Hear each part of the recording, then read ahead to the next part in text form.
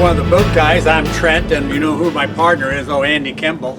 Well, what we've done today is we're coming down here because one of the hot things that we've had phone calls about is how do I handle my boat and my dog at the same time?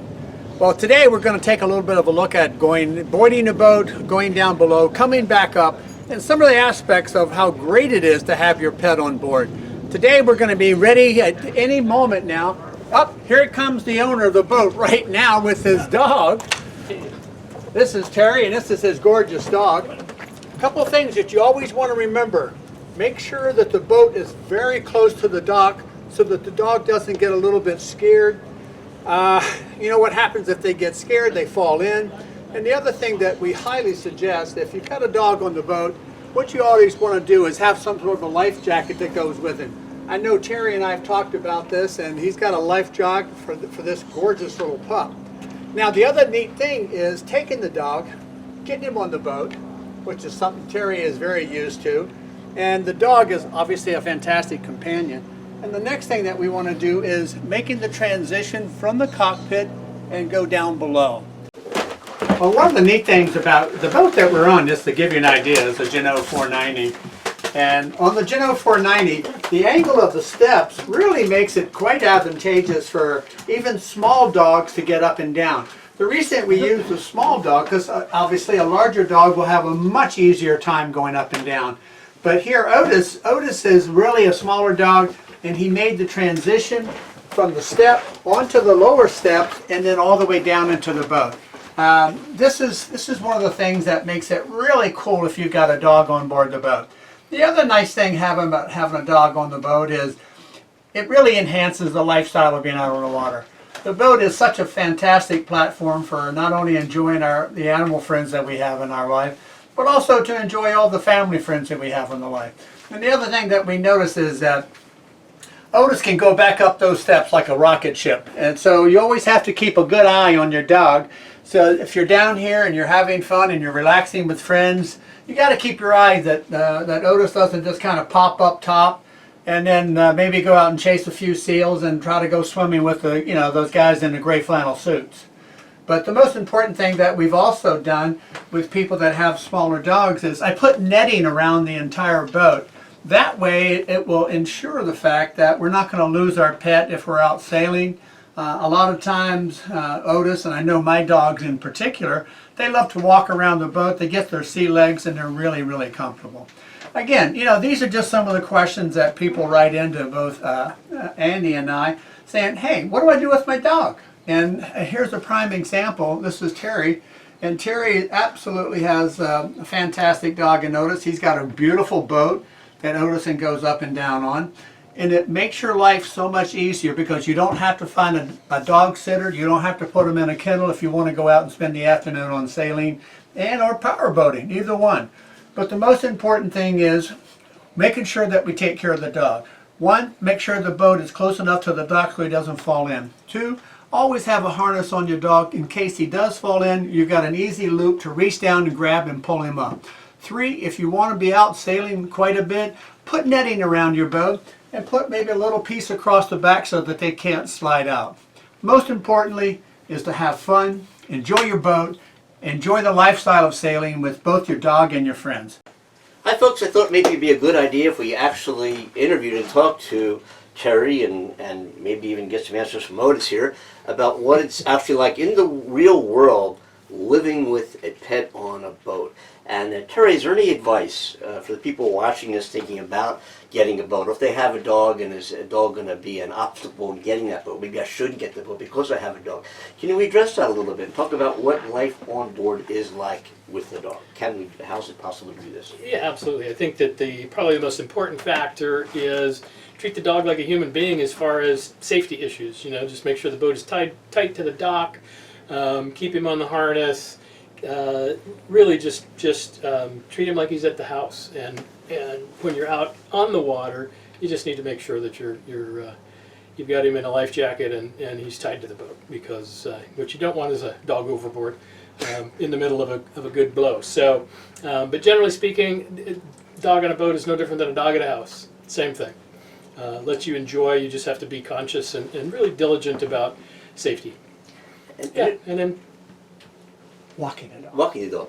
Yeah, that's the next question I have is, you're out on a long cruise. Yep. Dogs poop and so forth, and how do we address that? Well, the beauty of the boat is it's plastic, and so walk the dog up on the deck and find a place. I would find a place that if you're not going to be at land anytime soon, in 8 to 10 hours, then give him a pad. Give him a pad to go on and keep it clean.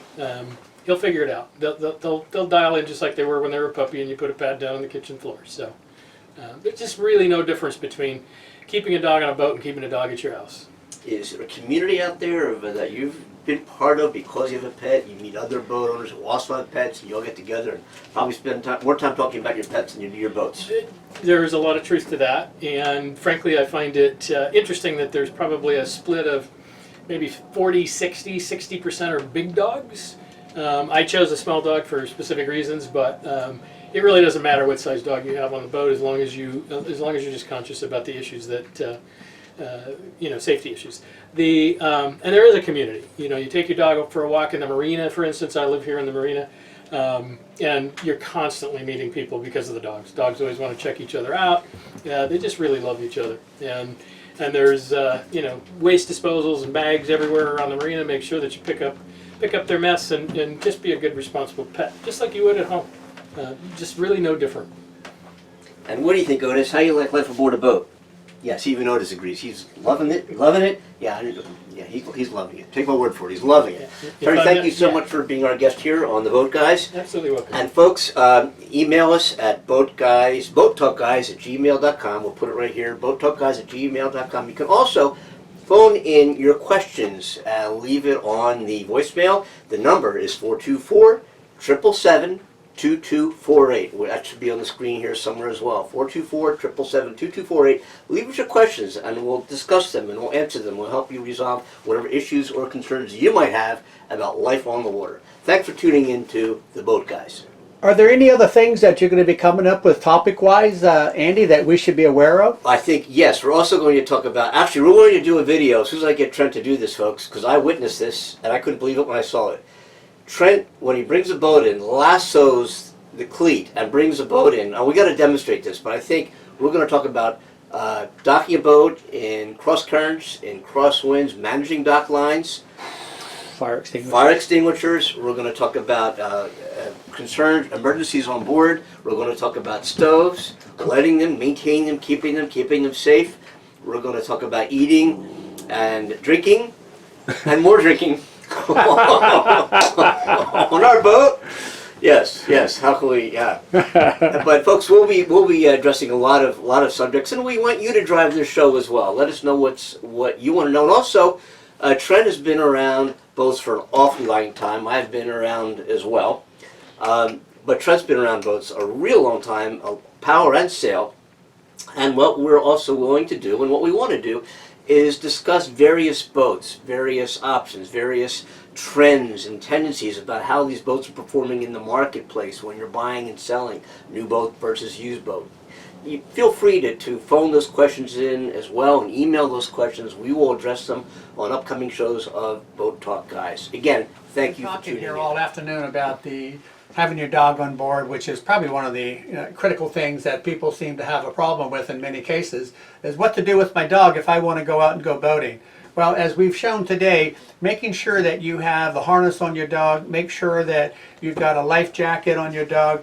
You know, when the weather's really rough out there, you put a harness on yourself. You know, it doesn't hurt to have a tag line and a harness and a jack line that you can put on the back of your dog at the same time when you're in the cockpit. I know Terry and I were just talking a minute ago, and Terry made a comment that a lot of times he'll be downstairs or he'll go up to the bow, and Otis here will want to come with him. However, if Otis had a harness on and hooked to the jack line, he's also just as protected as Terry is when he's up there trying to do something at the bow. Again, the most important aspect of this whole thing about having dogs and everything that we've been talking about today is the safety of your dog and making sure nothing happens to that dog. Would you agree with that, Terry? I would. All right, well, this is Trent, and this is Andy again. We keep coming up with new ideas, and you just keep firing them off, and we'll keep coming up with answers for you.